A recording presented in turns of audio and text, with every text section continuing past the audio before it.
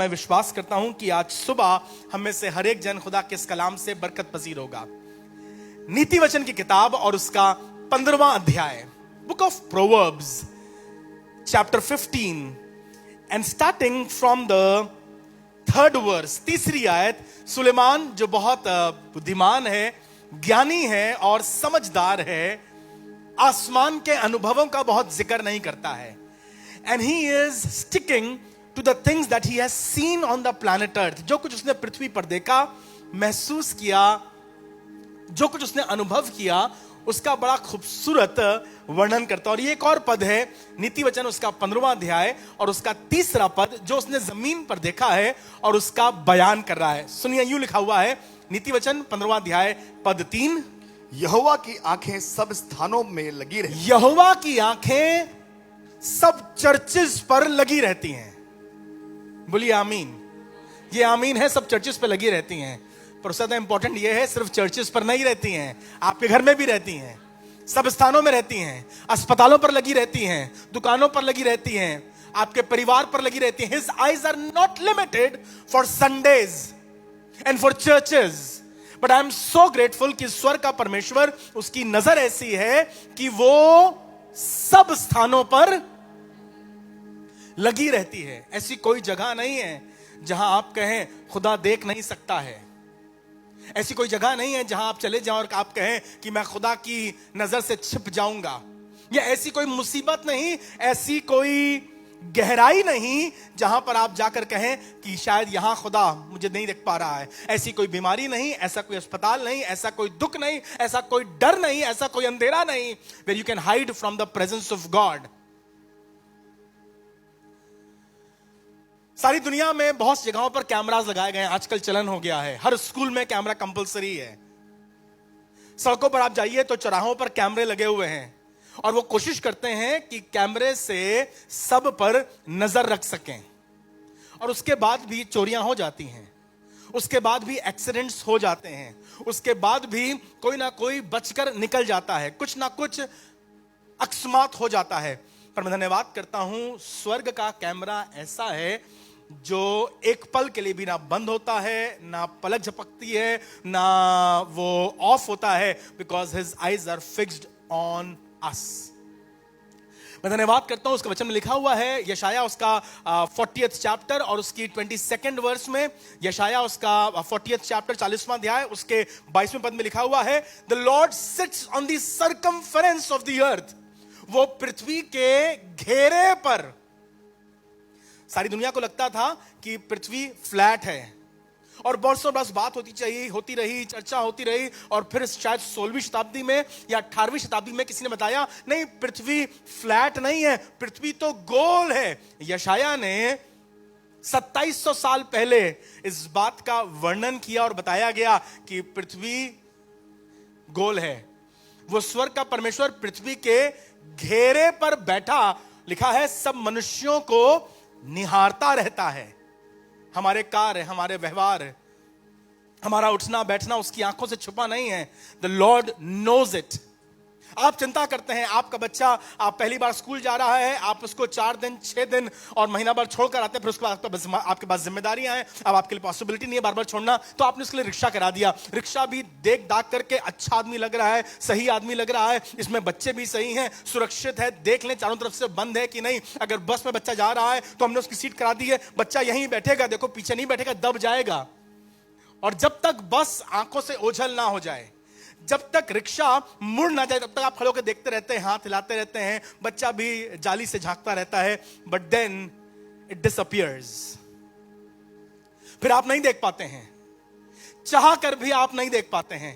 पर मैं धन्यवाद करता हूं, स्वर्ग का परमेश्वर हर पल, जब आपका बच्चा आपकी नजर से ओझल हो गया है, जब आपके पापा कहीं दूर चले गए हैं, जब मम्मा अस्पताल में और आप नहीं देख पा रहे हैं, वो फिर भी देख रहा है। मैं धन्यवाद करता हूं, स्वर्ग का परमेश्वर अपनी दया हम पर, अपनी दृष्टि हम पर बनाए रखता है।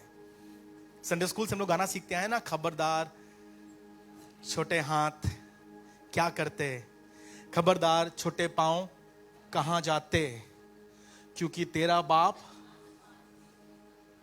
देख रहा है, काट देगा, कबाब बना देगा, जुबान ने गंदी बात बोली तो खींच लेगा, अगर उसने कुछ गलत देखा तो निकाल, नहीं, ये ऐसा नहीं है। पूरा गाना है, क्योंकि तेरा बाप आसमान से और नीचे देखता।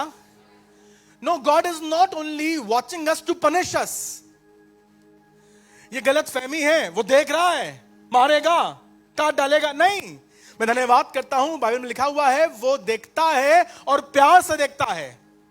यूं लिखा हुआ है परमेश्वर की आंखें, यूं लिखा है दूसरा इतिहास उसका 16वां अध्याय और उसका 9वां पद, परमेश्वर की आंखें सारी पृथ्वी पर फिरती रहती हैं। The eyes of God run to and fro, ताकि वो जो उसकी ओर, जिनका मन निष्कपट है, उनकी सहायता कर सके, उनके लिए अपने आप को सामर्थ्य दिखा सके। परमेश्वर की नजर तुम पर, तुम्हारे घर पर, तुम्हारे बच्चों पर, तुम्हारे राशन पर, तुम्हारे खानदान पर, जब तुम मुसाफरत कर रहे हो तुम्हारी गाड़ी पर, इसलिए बनी है ताकि वो तुम्हारी मदद कर सके, मेरे लिए खड़ा हो सके। जब फोन नहीं मिल रहा है, आप कोशिश कर रहे हैं अपने दोस्त को, अपने अजीज को, अपने परिवार को फोन मिलाने की, और आप घबरा रहे हैं, पता नहीं क्या होगा, रात का अंधेरा है, पता नहीं क्या होगा, हम यहां अकेले फंस गए हैं, अस्पताल है, पुलिस थाना है, मुकदमा है। मैं धन्यवाद करता हूं, even in those situations his eyes are fixed on us. सुनिएगा क्या लिखा हुआ है, नीति वचन 15वां अध्याय उसका 3रा पद, यहोवा की आंखें सब स्थानों में लगी रहती हैं। यहोवा की आंखें सब स्थानों में लगी रहती हैं, वो बुरे भले दोनों को देखती रहती है। परमेश्वर की आंखें सिर्फ भलों को नहीं, बुरों को, केवल बुरों को नहीं पर भलों को, हमारे हर एक्शन को और हम में से हर एक पर लगी रहती हैं। मेरी प्रार्थना है आज मैं और आप इस बात का एहसास कर सकें, and may you have this confidence that wherever in the world I am, the eyes of God are fixed on me. उसकी नजर मुझ पर लगी है, उसकी आंखें मुझ पर लगी हैं, और वो परमेश्वर मेरा ध्यान रखता है। God takes good care of me. एक प्रभु के सेवक के बारे में लिखा है, परमेश्वर ने उससे कहा कि तू निनवे चला जा।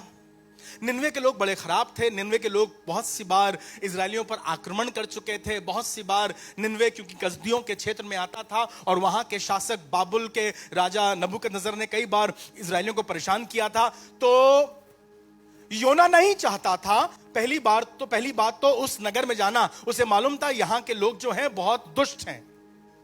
अगर इन्हें मालूम चल गया कि मैं प्रभु का मानने वाला हूं तो ये मुझे भी परेशान करेंगे, मुझे भी तकलीफ देंगे, मेरे साथ भी बुरा व्यवहार करेंगे। और दूसरी बात, वो ये भी नहीं चाहता था कि किसी तरह से निनवे के लोग माफी पा जाएं, चाहता था इनसे बदला लिया जाए। अब पता नहीं क्यों स्वर्ग के परमेश्वर ने इससे कहा तू निनवे जा, जाकर वहां प्रचार कर, उनका गुनाह बहुत बढ़ गया है और तेरा प्रचार के अनुसार मैं करूंगा। सो कहने लगा मैं तो नहीं जाऊंगा, और निनवे की जगह ये तर्शिश भाग गया। Instead of following God's plan he had his own plans, और कहने लगा मैं खुदा के सामने से भाग जाऊंगा, यहां पड़ा रहूंगा, पीछे पड़ा रहेगा। अमित्य के पुत्र योना ने कहा नहीं जाऊंगा Nineveh, let me go to टार्शिश। टार्शिश जमाने का एक बहुत हैपनिंग प्लेस थी, इट वाज अ पोर्ट, और जहां पर बहुत से बिजनेस हुआ करता था। उसने कहा वहां चला जाता हूं, वहां जाके रहूंगा, कुछ नौकरी करूंगा, कुछ बिजनेस करूंगा, अपने घर के कुछ पैसे जमा करूंगा, यहां नहीं जाऊंगा प्रभु, वहां बड़ी मुसीबत है, यहां लाभ है। And he tried to run from the presence of God. योना तू तो प्रभु का सेवक है, तुझे तो मालूम होना चाहिए कि परमेश्वर की आंखें सब स्थानों पर फिरती रहती हैं। बाइबल कहती है उसकी आंखें धर्मियों पर लगी रहती हैं। तू कहां जाएगा? मैं भाग जाऊंगा तर्शिश। लिखा है जहाज पर किराया देकर चढ़ा, बात करी मुझे तर्शिश जाना है, और देखो मेरी बर्थ बुक कर दो, मैंने रिजर्व करा ली है, और जाकर वहां सो गया। ही न्यू ही वाज रॉन्ग, पर जाकर वहां सो गया। अभी जहाज थोड़ा आगे चला, बीच समुद्र में आया, अचानक से तेज तेज हवाएं चलने लगी, ऊंची ऊंची लहरें उठने लगी, और अब जहाज ऐसा लगा कि बड़ा घिर गया है, बर्बाद हो जाएगा, मुसीबत में है, अब क्या होगा। और लिखा है इतना हो गया कि जहाज के अंदर पानी भरने लगा। जब जहाज के अंदर पानी भरने लगा तो वहां मल्लाहों ने, कैप्टन्स ने कोशिश करी कि पानी निकालें, फिर कोशिश करी कि अपना राशन निकाल कर बाहर फेंक दें, सामान बाहर फेंक दें, किसी तरह से हमारा जहाज हल्का हो जाए और हम इस भयानक हवा और हम इस भयानक आंधी और भयानक पानी और लहरों की चपट से बाहर निकल जाए। They tried every possible thing, पर ऐसा लगा जैसे जहाज उस भंवर में फंसता जा रहा है, उस आंधी तूफान में। अब लगा जहाज टूट जाएगा, जहाज टूट जाएगा। सब लोग कोशिश कर रहे थे। उन्होंने कहा पता नहीं ये विपत्ति हम पर क्यों आ गई है, पता नहीं समस्या हम पर क्यों आ गई है, किसके कारण आई है। उस जमाने में main means of transportation was by ship. जब कभी वो मुसाफरत करते थे तो ज्यादातर जहाज से, जैसे आज के आधुनिक जहाज हैं वैसे नहीं हुआ करते थे, साधारण जहाज हुआ करते थे और पानी के रास्ते से ही मुसाफरत होती थी। उनका यह मानना होता था अगर आपदा आ रही है तो हम में से कोई एक दोषी है। तो चिट्ठी डाली गई कि दोषी को पकड़ लिया जाए। चिट्ठी निकली योना के नाम की, पर्ची डाली गई, चोर सिपाही बादशाह वजीर, पर्ची निकली योना योना जी हुजूर क्या किया है तुमने। पता किया गया, जब पर्ची निकली योना की तो नाम आया लिस्ट में से जो रिजर्वेशंस हुए थे। योना के नाम की पर्ची निकली। पूछा योना कौन है, कौन है योना, योना कौन है। तो कोई जवाब नहीं। क्यों जवाब नहीं? क्योंकि योना तो सो रहे थे। भाई साहब आधा जहाज टूट गया, पानी से भरा जा रहा है, सामान फेंक दिया गया, योना सो रहे हैं, आंख बंद करे पड़े हैं। आपने देखा है मुर्गी को, अपनी आंख बंद कर लेती है और उसे लगता है कि अब उसे कोई नहीं देख रहा है। अभी थोड़े दिनों पहले इंटरनेट पर वायरल हुआ एक हाथी का बच्चा, पता नहीं कैसे सड़क पर आ गया था। अब घबरा गया, वहां गाड़ियां देखकर एक सिंपल बिजली के खंभे के सामने जाके खड़ा हो गया अपनी आंख बंद करके। बिल्कुल ऐसे ही खड़ा हुआ, उसकी पूरी फोटो निकली है, आंख बंद करके ऐसे खड़ा हुआ है। उसे लग रहा है मैं खंभे के पीछे, जाने कितनी बार हम ऐसे खंभों के पीछे आंख बंद करके खड़े हैं और हमें लग रहा है हमें कोई। बेटा जब तू स्कूल बंक करके मॉल चली जाती है, कभी कभी कहीं थिएटर चले जाते हो, कहीं कहीं अपने फ्रेंड्स के साथ पार्क चले जाते हो, तो तुम बिल्कुल वैसे ही मुर्गी के बच्चे और हाथी के उस अबोध बच्चे की तरह लगते हो। आंख बंद करके खड़े हो, हमें कोई नहीं देख रहा है। I am very smart. जब मैं किसी के पीछे बैठती हूं ना तो मैं हेलमेट पहन लेती हूं।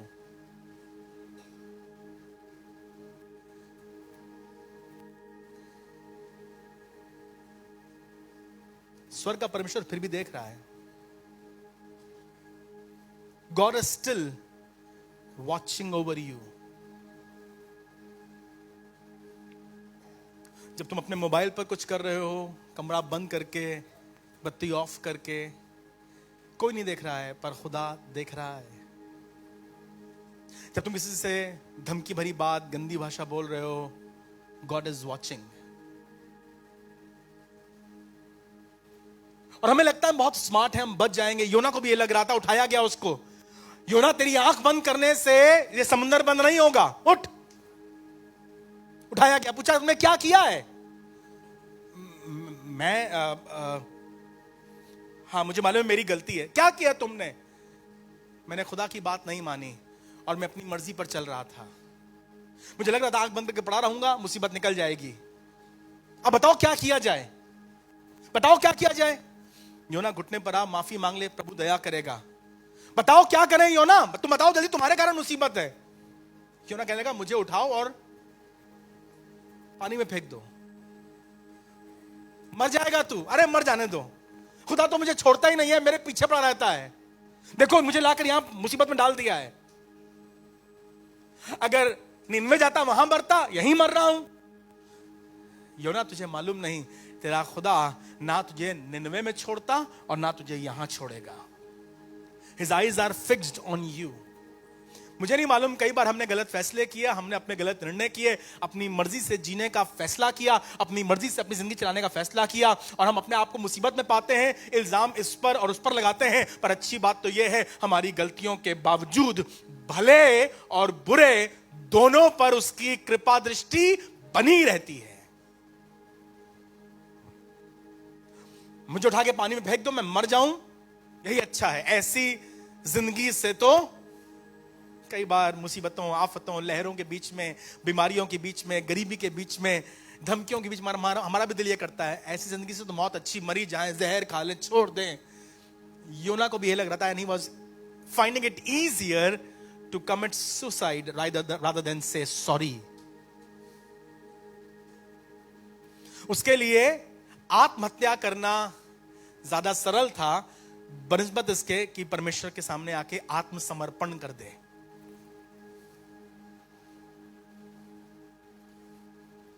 अब मल्लाह लोग परेशान, अब क्या करें?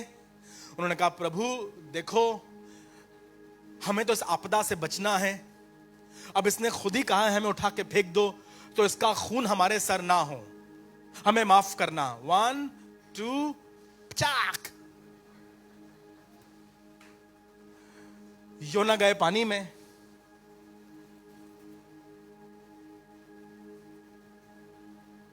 सुना ना आपने? एक मछली, 2 मछली, मछली गई चपाक. यहां एक योना, 2 योना. योना गए पानी में.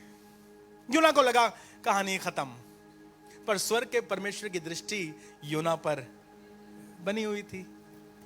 योना गिरे पानी में, पर एंड हुआ एक अजीब जगह जहां अंधेरा है, जहां बदबू है, जहां सब कुछ बड़ा अजीब सा. कभी ऐसा योना ने एक्सपीरियंस नहीं किया. क्या हुआ? बाइबल बताती है परमेश्वर ने एक बड़ी मछली को योना को निगलने की आज्ञा दी थी. A big fish swallowed zona.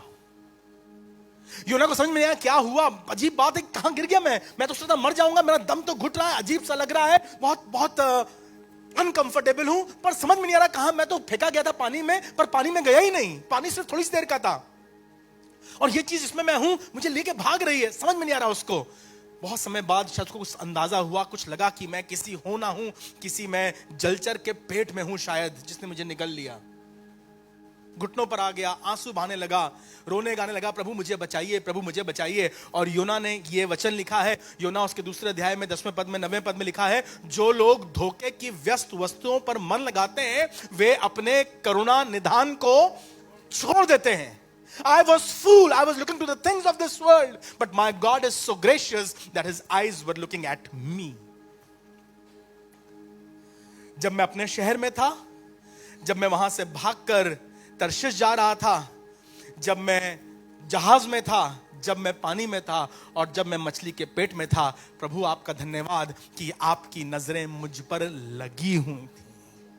There is no such place where God would turn his eyes from you. मैं धन्यवाद करता हूं स्वर्ग का परमेश्वर इस पल भी मुझे और आपको अपनी मोहब्बत से, अपनी दया से, अपने प्रेम से देख रहा है. नाश करने के लिए, काट डालने के लिए, मार डालने के लिए नहीं, पर इसलिए ताकि मुझ पर अपनी भलाई को प्रकट कर सके. Position yourself in a place where you can have the favor of God. भजन संहिता 139 में दाऊद ने बड़ी अच्छी तरह से इसे वर्णन किया है. ये आराधना का गीत है, ये इबादत का गीत है, और कहने लगा मैं कहां जाऊं तेरी हुजूरी से. अगर मैं आकाश पर चढ़ूं तो तू वहां है, यदि मैं अधोलोक में चला जाऊं तो तू वहां है. 139 उसके शायद 15वें पद से पूरी कहानी दी गई, 7वें पद से कहानी दी गई है.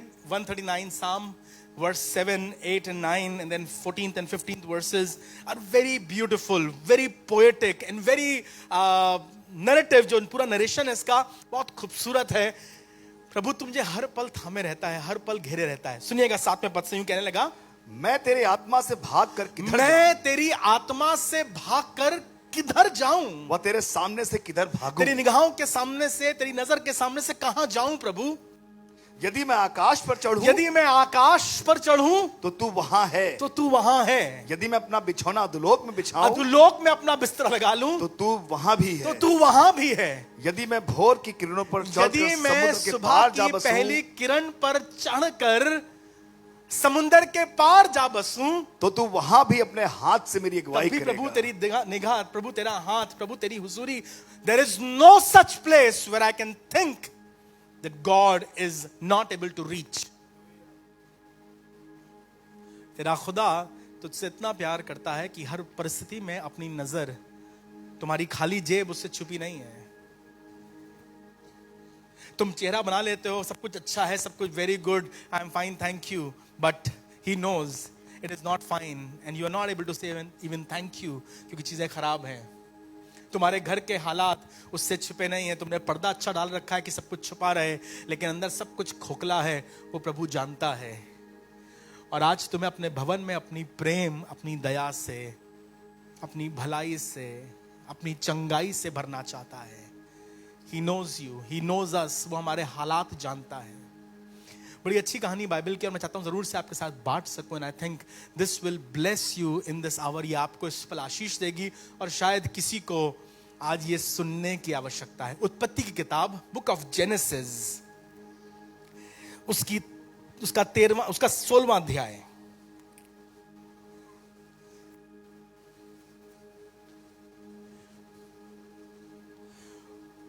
उत्पत्ति की किताब, उसका 16वां अध्याय और उसके 13वें पद से हम लोग पढ़ेंगे। यह कहानी हाजरा की है। This story is about a woman named hugger. कहानी इस तरह से है कि परमेश्वर ने अब्राहम से और सारा से प्रतिज्ञा करी थी कि मैं तुम्हें औलाद दूंगा। परमेश्वर की प्रतिज्ञा पूरी होने में देर हो रही थी। लगभग 11 साल ये इंतजार करते रहे। जब 11 साल तक परमेश्वर की प्रतिज्ञा नहीं पूरी हुई, 1 साल, 2 साल, 3 साल, लंबा समय था, 11 साल हो गए। और ऐसा लग रहा है जो परमेश्वर ने कहा था अब्राहम से 75 साल की अवस्था में, पता नहीं क्यों शायद परमेश्वर पूरा नहीं कर पा रहा है। Maybe God is not able to do it, maybe God is incompetent. और सारा ने और अब्राहम ने कोशिश करी परमेश्वर की मदद करने की। 11वें साल में सारा ने अब्राहम से कहा, तू मेरी नौकरानी हाजरा को अपनी बीवी कर ले, and let us use her as a surrogatory mother. हम इसे इस्तेमाल करेंगे ताकि ये हमारे बच्चे की मां बन सके। उस जमाने में साइंस ने बहुत तरक्की नहीं करी थी, लेकिन चीजें बिल्कुल वैसी थी जैसे आज भी होती हैं। तो ये सरोगेसी मदर बनने को तैयार हो गई।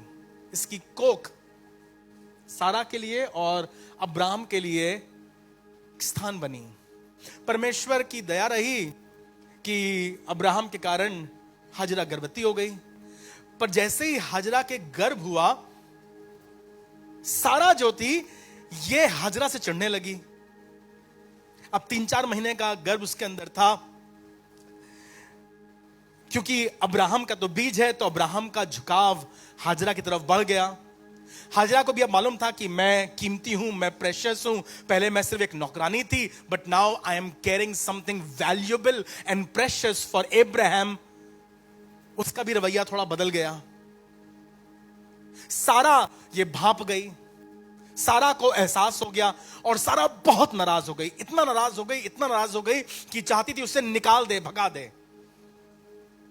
कहने लगी अब्राहम से, इस औरत को भगा दो, मैं नहीं चाहती ये रहे। अब्राहम बड़े बुद्धिमान। अब्राहम कहने लगे, मैं इस पचड़ में पड़ूंगा नहीं। अब्राहम ने कहा, सारा तुम्हें जो अच्छा लगे वो करो। कई चीजें ऐसी होती है जिसमें जरूरत नहीं होती हमेशा पतिदेव आप घुसिए, आप अपनी नाक घुसेड़िए। नहीं, ये पर्दा नीला क्यों हो गया, ये तो ऐसा, जाने दो यार, उसे करने दो। उसका घर है, पत्नी का, उसका शौक है। Let her, allow her to do things. Abraham was a wise man.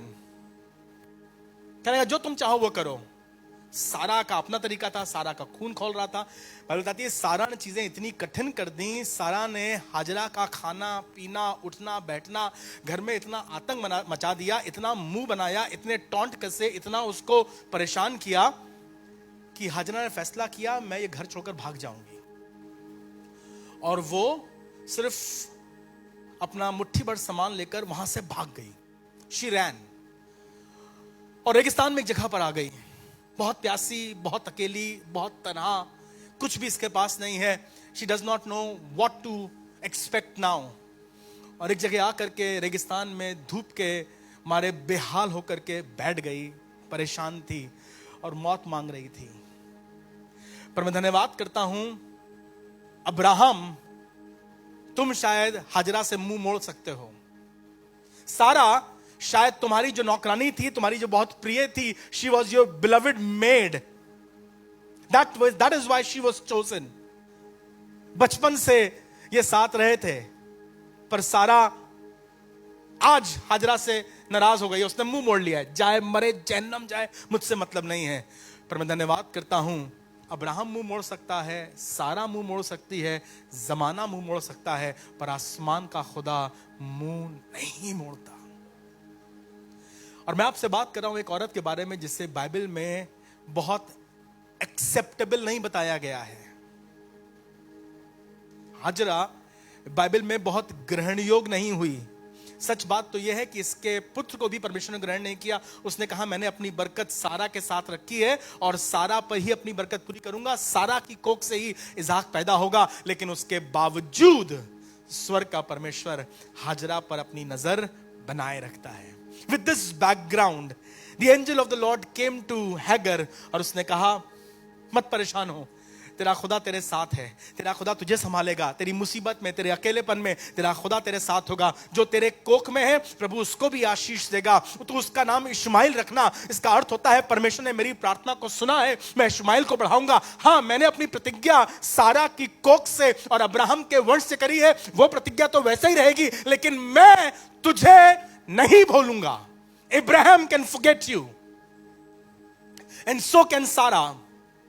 तेरा मालिक तुझे भूल सकता है और तेरी सबसे अच्छी सहेली तुझे भूल सकती है। उस जमाने में तरीका ये होता था, जब एक लड़की ब्याही जाती थी तो कुछ नौकरानियां जो उसके बाप दादाओं के जमाने से उसके साथ रही हैं या उसके फैमिली में वो स्लेव्स हुआ करते थे, दे वर सेंट अलोंग। बताती हैं बात की और सहयोगी पुस्तकें, हाजरा जो थी ये सारा की एक बहुत करीबी, बहुत क्लोज मेड थी, मोर लाइक अ फ्रेंड और अ सिस्टर। बट अब परिस्थितियां अलग हो गई, हालात अलग हो गए और सारा ने अपना किनारा कर लिया। पर मैं धन्यवाद करता हूं, चाहे सारा किनारा करे, चाहे अब्राहम किनारा करे, आसमान का खुदा कभी किनारा नहीं करता, वो तुम्हारे साथ खड़ा रहता है। I am talking to somebody who thinks that she is like Hagar. उसे लगता है मैं शायद हाजरा की तरह हूं, दूसरे दर्जे, अनलव्ड, कास्ट आउट, किसी को मुझसे क्या फायदा होगा, सबने मुझे इस्तेमाल ही किया है, अपना काम निकल गया, अपना उल्लू सीधा हो गया तो मुझे भगा दिया। तुम्हारा खुदा तुम्हारी चिंता करता है। और ये बड़ा अच्छा लिखा हुआ है, हाजरा कहने लगी 16वां अध्याय और उसके 13वें पद में, उत्पत्ति में, तब उसने यहोवा का नाम, तब उसने यहोवा का नाम, जिसने उससे बातें की थी, जिसने उस मरुस्थल में, उस रेगिस्तान में, उस अकेलेपन में, उस तन्हाई में उससे बातें की थी, अता एलरोई रखा, एलरोई रखा, अता एलरोई रखा। और कहा क्या मैं यहां भी उसको जाते हुए देखने पाई, क्या मैं यहां भी उस खुदा को देख पाई जो मेरा देखने हारा, जो मेरा, योर गॉड सीज यू। मेरे साथ बोलिए एल रोई। एल रोई, एल रोई मतलब होता है वो खुदा जो देखता है, गॉड हु सीज। देखते तो सब लोग हैं, खुदा का शुक्र कि आपके पास आंखें हैं, सुंदर आंखें हैं, अच्छी आंखें हैं, आप देख पाते हैं चीजों को, पर हम कई बार देख करके चले जाते हैं। पर जो शब्द ना एल रोई का, उसका अर्थ है वो खुदा जो कंपैशनेट होकर, वो खुदा जो सिर्फ देखता नहीं है पर उसकी नजर, उसकी प्यार की नजर, उसकी दया की दृष्टि, उसका अनुग्रह उसकी आंखों से बहता है। You see so many things। सड़क पर इतने हादसे देखते हैं, घर में इतने हालात देखते हैं, लोगों को देखते हैं और आप देखते हैं और चले जाते हैं। अस्पताल में जाते हैं, आप देखते हैं और थोड़ा सा करते हैं, चले जाते हैं। पर मैं धन्यवाद करता हूं, ये वो है जो देखता है और वहां आकर रुक जाता है। पढ़ा है ना आपने बाइबल में, लिखा हुआ है कहानी में कि उसने देखा और कतरा कर, याजक था वो, सफेद कपड़े पहनता था, पंडित था, पुरोहित था, सेवक था, पर कतरा कर चला गया। फिर लिखा हुआ है एक लेवी आया, इसका तो खानदान का खानदान ही खिदमत करता है, पर यह भी कतरा कर चला गया। पर मैं धन्यवाद करता हूं, फिर एक आया जो देख करके रुक नहीं पाया, उसने अपने आप को उंडेल दिया, उसने अपना मरहम उंडेल दिया, उसने अपनी दया उंडेल दी, उसने अपनी कृपा उंडेल दी। और मैं धन्यवाद करता हूं कि आज इस बात को मैं ऐलानिया कह सकता हूं, ना देख सका हमको तू पाप के सागर में और बन के मनुष्य आया, ये उसकी मोहब्बत है कि जिस हालत में हम पड़े हैं वो देख कर कतरा का चला नहीं जाता है, जिस हालत में हम पड़े हैं उसे देख करके मुंह नहीं मोड़ लेता है, पर जिस हालत में हम पड़े हैं वहां आकर वो हमारे घाव पर तेल डालता है। एल रोई, खुदा, खुदा तेरे हर हालात को जानता है।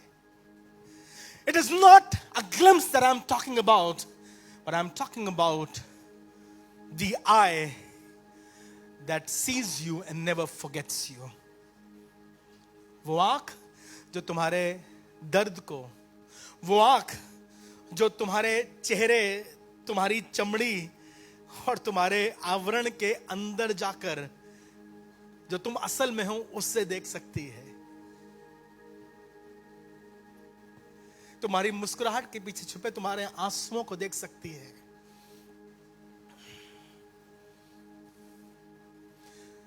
जो तुमने हिम्मत का नहीं हम कोई बात नहीं, ठीक है सब सही हो जाएगा, कि पीछे जो अंदर डर है ना कैसे होगा, वो उससे देख सकती है। हाजरा, मुझे मालूम है तू परेशान है, तू अकेली है, तू तन्हा है, तू त्यागी हुई है, पर स्वर्ग का परमेश्वर कह रहा है मैंने तुझे देखा है और मैं तुझे रेगिस्तान में मरने के लिए नहीं छोड़ूंगा। एल रोय, असल में वो खुदा देखने हारा खुदा है। पुराने नियम का, हाजरा का प्रेम करने वाला, देखने वाला, नजर पर नजर करके मुंह ना फिरने वाला खुदा नए नियम में बड़ी अच्छी तरह से लिखा है। मत्ती रचित सुसमाचार अगर आप निकाल के पढ़ें आपको अच्छा लगेगा। If you want to underline you can underline 9th chapter, मत्ती उसका 9वां अध्याय और उसका 36वां पद सुनिएगा। मत्ती रचित सुसमाचार उसका 9वां अध्याय और उसका 36वां पद कहता है, जब उसने भीड़ को देखा, यीशु मसीह अब जमीन पर आए हैं सेवकाई करने के लिए, प्रचार कर रहे हैं, सेवकाई कर रहे हैं। And he's walking from village to village, from city to city, house to house.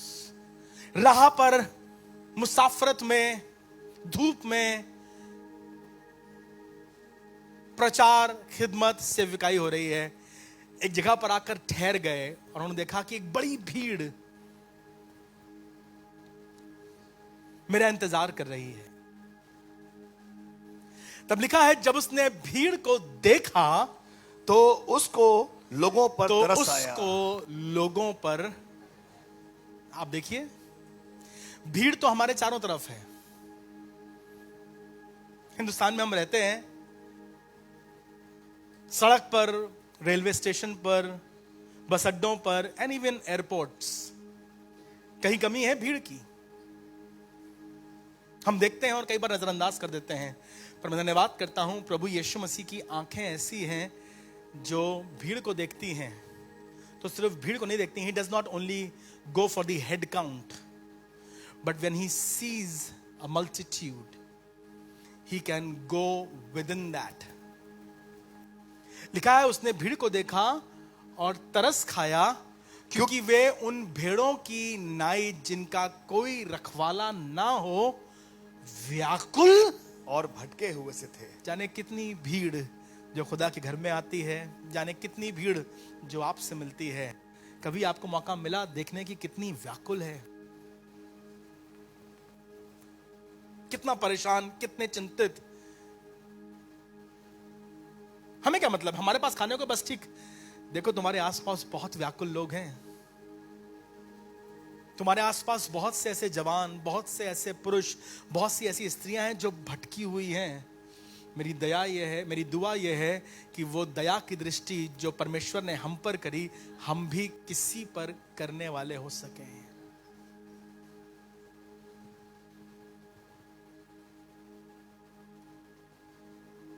This is my prayer, पवित्र आत्मा हमारी सहायता करे कि हम भी किसी पर वैसी मेहरबानी कर सकें जैसे हम पर हुई है।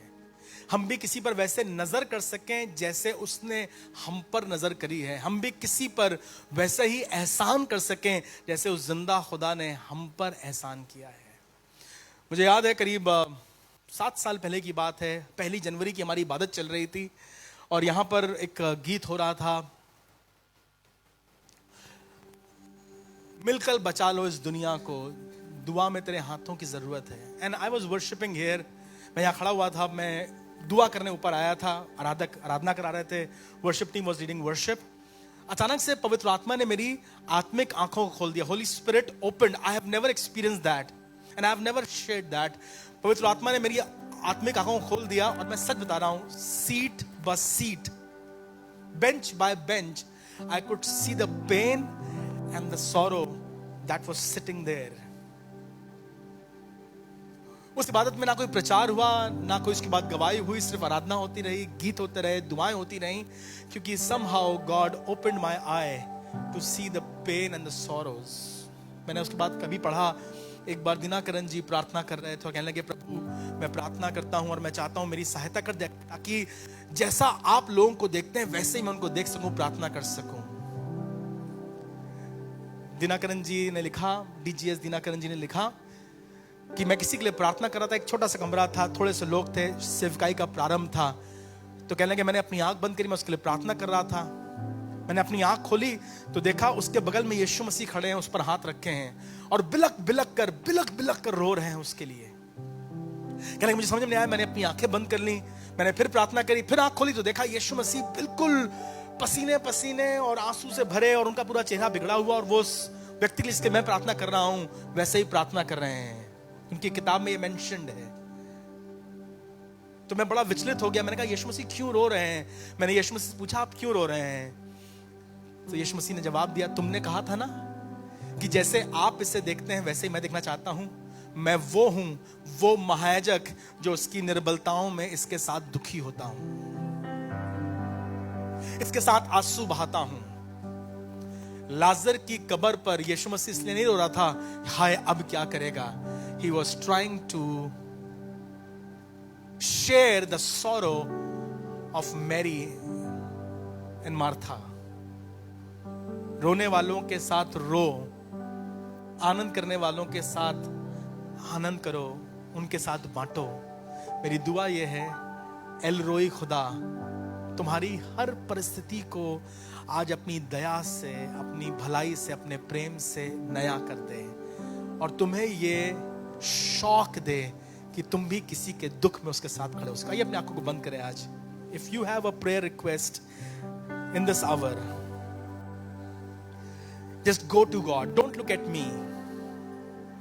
मेरी नजरों से कई बार चीजें छूट जाती हैं, चूक जाती हैं, पर आओ उसके सामने अपने आप को खोल दें जो हम पर दया करने वाला है। इस तपती धूप में, चारों तरफ रेगिस्तान, मरुस्थल और अकेलेपन में, इस निराशा में हाजिरा तेरा खुदा तेरे करीब है। तुझको महसूस हो या ना हो, तुझे दिखाई पड़े या ना दिखाई पड़े, पर यह बात मत भूलना, तेरा खुदा तुझे देखता है। Thank you Jesus, may you experience that love. मुड़कर उसने पतरस की ओर देखा, सजा देने के लिए नहीं, पर वो प्यार की नजर पतरस बर्दाश्त नहीं कर सका, बाहर चला गया, फूट फूट के रोने लगा। आज वो नजर तुम्हें ढूंढ रही है। He sees you,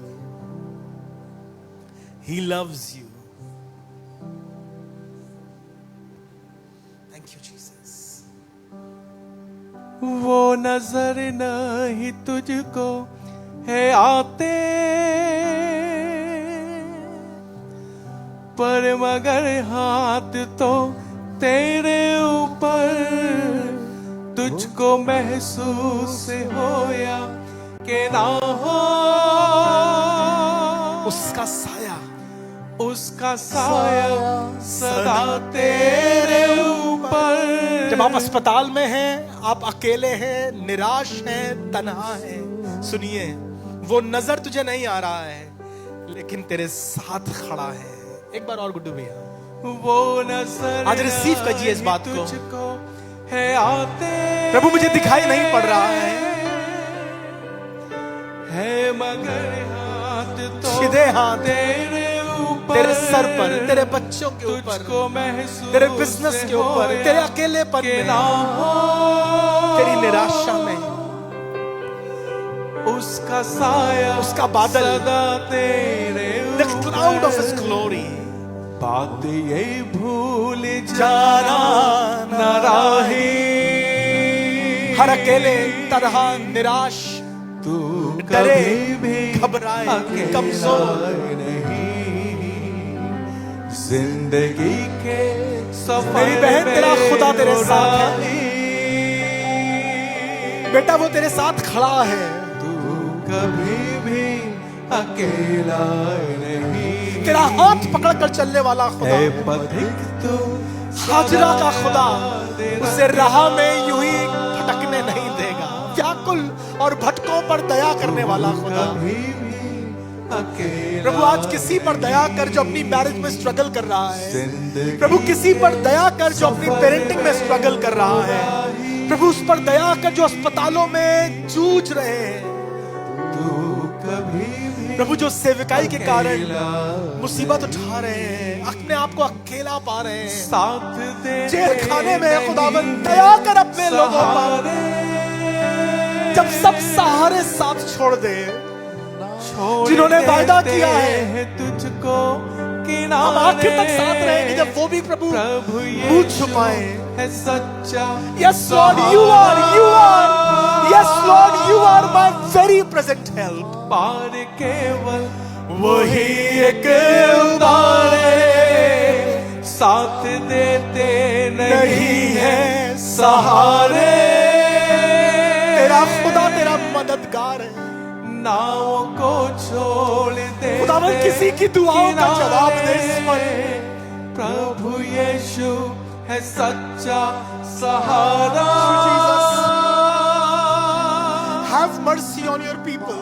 और केवल वही एक उतारे, मुश्किलों में वही काम में आता। और कोई नहीं तेरे सिवाय खुदावंद। तू कभी भी अकेला नहीं, मुश्किलों में वही काम में आता। तू कभी भी अकेला। प्रभु आज दुआ कर रहा हूँ उस बाप के लिए जो बच्चों को अकेले पाल रहा है। जिंदगी के शायद परिस्थितियों ने, बीमारियों ने पत्नी छीन ली। प्रभु दुआ कर रहा हूं उन माओं के लिए जो अपने बच्चों को मेहनत से अकेले पाल रही हैं। परिस्थितियों ने, हालात ने उन्हें अकेला तन्हा कर दिया है। आज दुआ करता हूं तू काम आता, प्रभु तू ही काम आता है। प्रभु दुआ कर रहा हूं उस बिजनेस पार्टनर के लिए, दुआ कर रहा हूं प्रभु यीशु मसीह उस बच्चे के लिए जो अपनी लड़ाई अकेले लड़ रहा है। अपने घर से अकेले खुदा तेरे घर में आती है, गंदी बातें, इल्जाम और जाने क्या क्या कहा जाता है, मजाक बनाया जाता है। But she has decided to stay firm in you. Abraham हमें नहीं जानता है, हाजरा अकेली पड़ी है, सारा ने भी मुंह मोड़ लिया, पर खुदावंद तूने अपना मुंह नहीं मोड़ा। आज किसी पर दया कर। Have mercy, O God. Have mercy, O Lord. Have mercy, O God. जो अपने आप को इस समय अनाथ अकेला पा रहा है, प्रभु उस पर तेरी दया हो, तू उसका नाथ बन जा। जो अपने आप को गरीबी के कारण,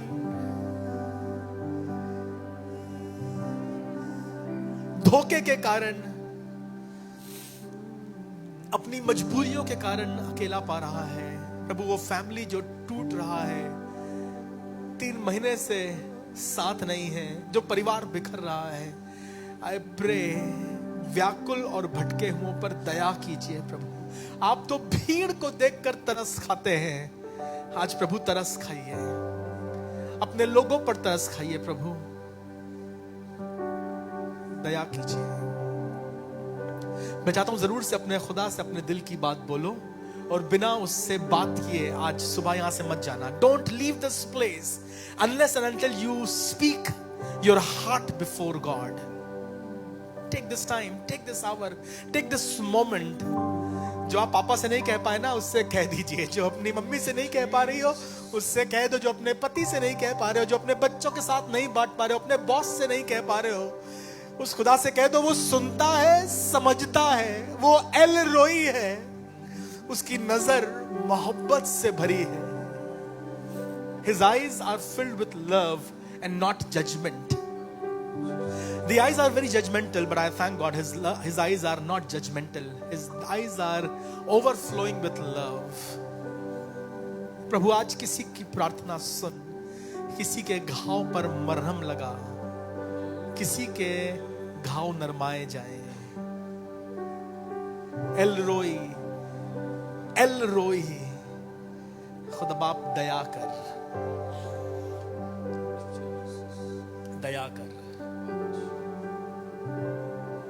दया कर। प्रभु यीशु मसीह नासरी के नाम से